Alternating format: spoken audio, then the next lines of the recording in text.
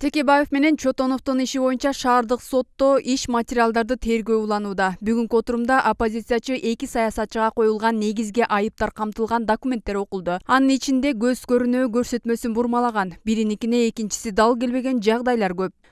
Вот здесь, Ваша честь, хотелось бы вернуться к тому моменту, я извиняюсь. Давайте исследование будем продолжать. Ваша Вы честь. это все принят, готовы? Нет, Ваша честь, я прекрасно понимаю, мы эту уже школу прошли, извините, пожалуйста. Мы это уже в Первомайском прошли эту школу. Когда вот мы оследуем потом ДНД, мы должны в свое время высказаться. Нуртелеком компаниясынын юристи Оңолбеков Маевскийден жакын адамы дейт Текебаев. Бирок ал сотто 500 000 евроны Маевский Текебаевке бергенин билбейм деген. 2010 жылдын 1-сентябрында Маевский экөө бир нече жолу телефон чалышканын жана алар Мегакомдун айланасындагы соттук иштер тууралуу сүйлөшкөнү документте камтылган, деди Текебаев. Маевскийди Пензил менен мамлекеттин ортосунда сот иштери кызыктырган. Оға келгенде де айтабыз, 1-сентябрда чын эле Маевский менен Оңолбеков сүйлөшкөн.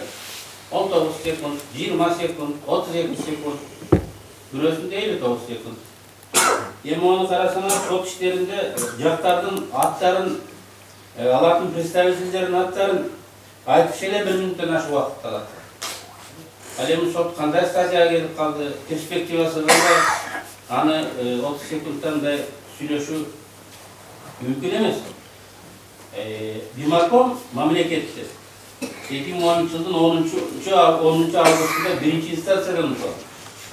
Сентябрда да соттордун баарын жана Рыкунов айткандай $7 миллион кымбаттуу судьялар, кыргыз чиновниктерине таратты, $7 миллион. Сотуна да бердик, прокуроруна да бердик деп айтып атат. Судьялар үчүн ошол заман алтын заман болгондо. Бийликтин негизги күбөсү делген Маевский менен анын жардамчысы Самсон Кинанында көрсөтмөлөрү эки башка чыккан. Иштин жасалма токулгандыгы алардын айткандары боюнча тергөө ыргылжың иш алып баргандан эле билинип турат, дейт Текебаев. Тергөө эмнени жасаган? 14-күндө банктан алса, 15-16-ларында ишке күчүп кетти деп айтып отурат да. Ошол 2 күндөгү пассажирдик манифестти алыш керек эле. Кыргызстанга келген, Россияга келген. Барлық тізмесі бардың, ішті көріп отасыз. Пассажирдік манифест деген болады екен. 10 жылдың сентябрда 3 күннің пассажирдік манифестін алыш керек. Тізмеден аялардың барын автоматически шығарыш керек. Білесіңіз, тергөөдө метод исключения деп бар. Кыргыздардын барын фамилиясын шығарыш керек. Европейстердин барын фамилиясын шығарыш керек. Ошолда бир 5-6 орыс еркек алат.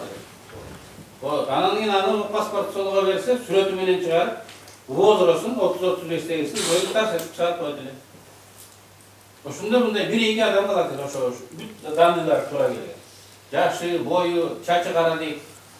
Анан ошону алып келип Текебаев менен кандай байланышы бар деп мындай. Мен ишенген адамым болсо, $700 000 ишенип алып кел деп атсам. $700 000 адамды азыр берди, бирөөгө эмнени кошот таныган адам. Буштан бурулгандан кийин таппайсың андай адамды. Расписка бересиң. Анан тапса болот эле да. Аракет кылган жок. Анткени жалган. Андай адам чыкпайт. Модин чыгып калышы мүмкүн. Маевский Чотоновду анын кабинетине 3 күн кетпей арак ичип жатып алган деп айткан. Бирок анын катчысы сүрөттөн таануу протоколунда Чотоновду тааныбай, бир жолу көргөн Текебаевди көрсөтүп берген. Мындан улам Чотонов Самсон Кинанын көрсөтмөсүнө көңүл буруу керектигин айтты. Маевский көрсөтмөлөрүндө айтып атат, 3 башка чагып айтат, бирөөсүндө 1 саатта келген, декабрдын башында менин кабинетимде. Бир көрсөтмөсүндө менин кабинетимде 2 күн Василий Сапты арак ичип жатканды. Алем сотто көрсөтмөсүндө 2 күн болгон, бирок 1 сааттан келип кетип атканды. Бирок муну буга келгенде биз дайындайбыз, мен анчалык отурбаганмын.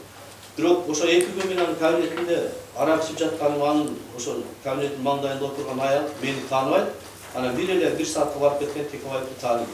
Эске алып койсоңуз. Мегакомдун директору Азат Базаркуловдун эки сүйлөп калп айткандан өйдө кимдин арты менен кызматты ээлеп отургандан дери айтылды. Мындан тышкары сот Айбек Эрнис уулунун өкүм чыгарууда кара санатайлык менен кабинет тууралуу айныгыс фактыларды бурмалагандыгы айтылды. Бул боюнча Текебаев сотко кайрылып эске алып коюусун сунуштады. Ал өкүмүндө Текебаев 306 номердүү кабинетте отурган деп жазылды. То есть Атамбаевдин кабинетинде мен отурган деп өкүмдө жазылды. Бұл жерде жазылып тұрады. Текебаев 307 кабинетте отырған. 306 Абылғазы Мұрын Атамбаев отырған. Таптар башқа. Анын схемалық сүреттерін біз сізге өткенде бердік. 307 қаяқта тұрады, 306 қаяқта тұрады. Сол біз берген схемадан жақсылап қарап, бұнда айырмада алсаңыздар. Модин келген кабинет 306 кабинет. Азырда 306, Мұрында 306 болды. Сот қарасанатайлықпен, мен фальсификация десем де болады. Өзінің өкімінде управ делами Текебаев 306 кабинетте отырған деп. Бізге хат жазды. Бұл аның үлесін дәлелдейтін бiri 307 дегенде 306-ға бәрін астыра қойды. Мен ушул жерден соғылуына болду. Иш материалдарын тергөө бүтө элек. Эмки отурум бейшемби күнү уланат. Жана анда Текебаевдин жарыш сөз сүйлөөсү күтүлүүдө. Динар Турдугул, Ринат Элеманов, Жалбырак ТV.